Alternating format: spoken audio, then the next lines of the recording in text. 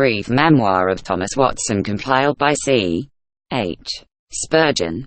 Thomas Watson's body of practical divinity is one of the most precious of the peerless works of the Puritans, and those best acquainted with it prize it most.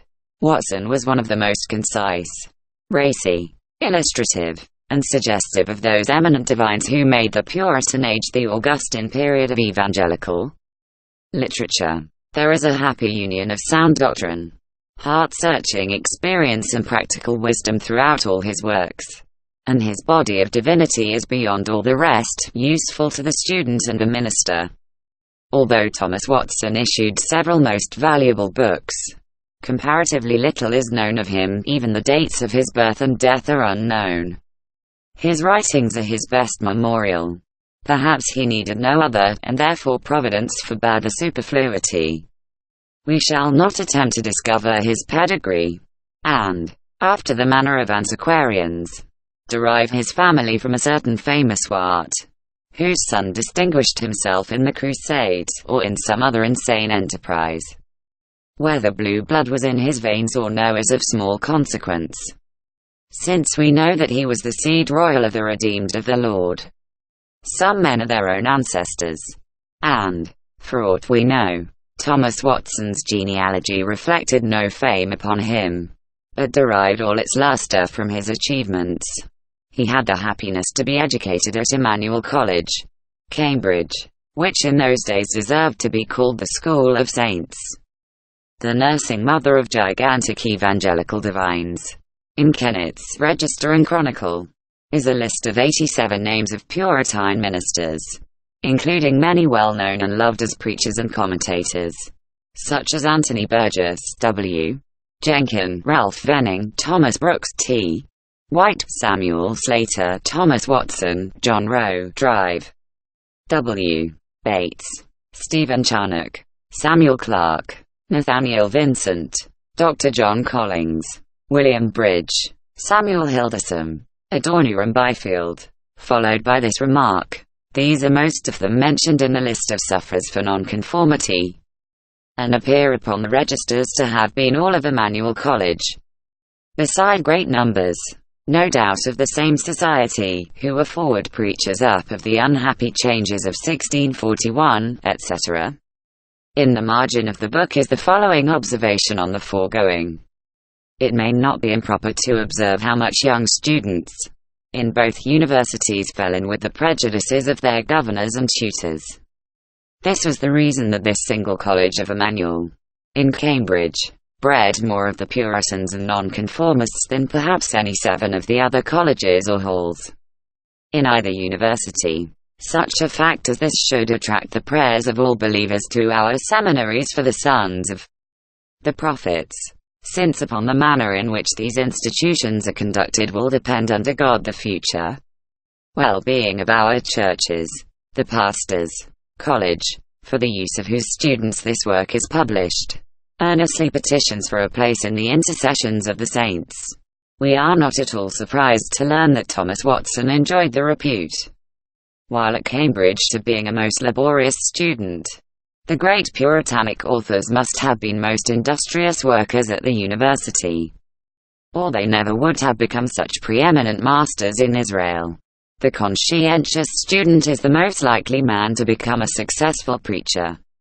After completing his course with honor, Watson became rector of St. Stephen's, Walbrook, where in the very heart of London he executed for nearly 16 years the office of a faithful pastor with great diligence and assiduity, happy with the citizens who regularly attended so instructive and spiritual a ministry. The church was constantly filled, for the fame and popularity of the preacher were deservedly great. Going in and out among his flock, fired with holy zeal for their eternal welfare, his years rolled on pleasantly enough amid the growing respect of all who knew him. Calamy, in his Nonconformist Memorial, says of him, "He was so well known in the city for his piety and usefulness, that though he was singled out by the friendly debate, he yet carried a general respect from all sober persons along with him to his grave. He was a man of considerable reaming, a popular but judicious preacher, if one may judge from his writings, an eminent in the gift of prayer. Of this, the following anecdote is a sufficient proof. Once on a lecture day, before the Bartholomew Act took place, the learned Bishop Richardson came to hear him at St. Stephen's, who was much pleased with his sermon, but especially with his prayer after it, so that he followed him home to give him thanks and earnestly desired a copy of his prayer. Alas, opening parenthesis, said Mr. Watson, that is what I cannot give, for I do not use to pen my prayers. It was no studied thing, but uttered pro re nata, as God enabled me, from the abundance of my heart and affections. Upon which the good bishop went away, wondering that any man could pray in that manner extempore.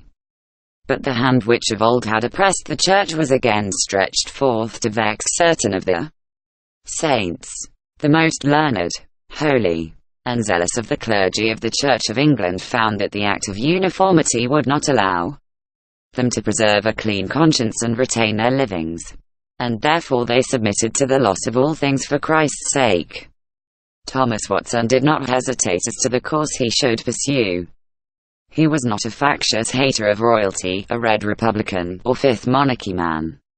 In fact, he had in Cromwell's day been all too loyal to the House of Stuart. He had protested against the execution of the king, and had joined in Love's plot for the bringing in of Charles II. Yet all this availed nothing. He was a Puritan, and therefore must not be tolerated by the bitter spirits then dominant in the establishment.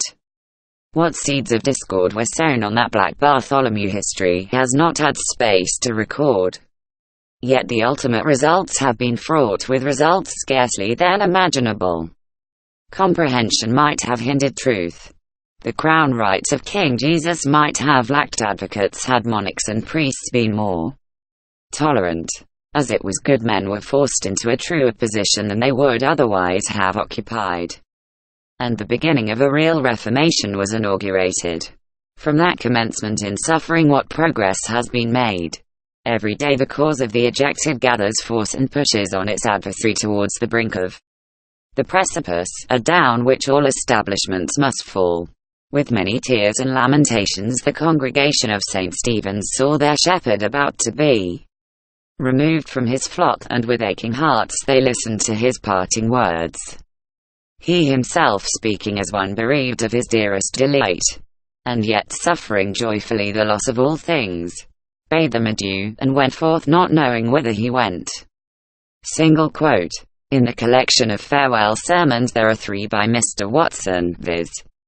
2 delivered August 17th, and the 3rd on the Tuesday following. The first, preached in the forenoon, is on John chapter 13. 34. A new commandment I give unto you, that ye love one another.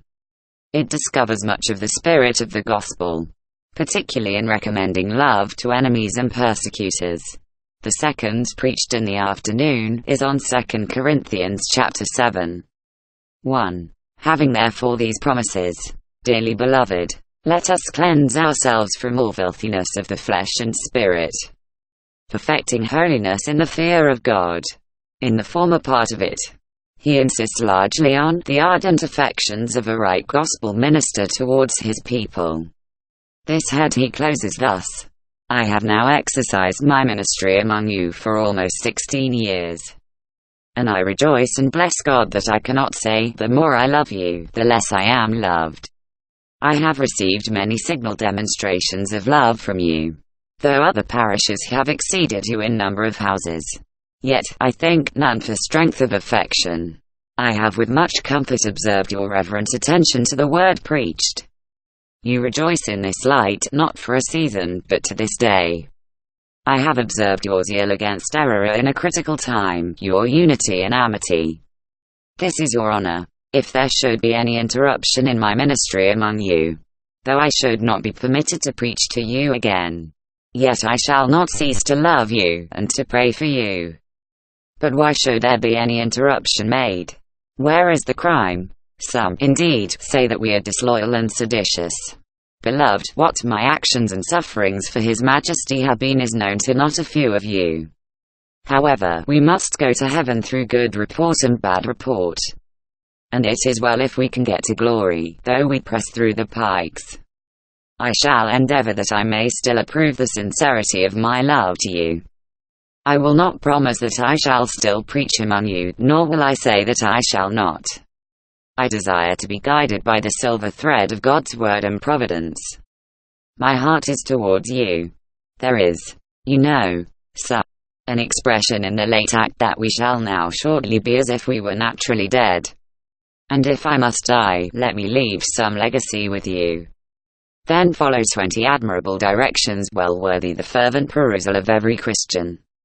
He closes them thus: I beseech you treasure them up as so many jewels in the cabinet of your breasts. Did you carry them about you? They would be an antidote to keep you from sin, and the means to preserve the zeal of piety flaming upon the altar of your hearts. I have many things yet to say to you, but I know not whether God will give another opportunity. My strength is now almost gone. I beseech you, let these things make deep impressions on all your souls. Consider what has been said, and the Lord give you understanding in all things. Single quote. The last discourse, August 19th, is on Isaiah chapter 3. 10:11. Say ye to the righteous that it shall be well with him, for they shall eat the fruit of their doings. Woe unto the wicked, it shall be ill with him, for the reward of his hands shall be given him.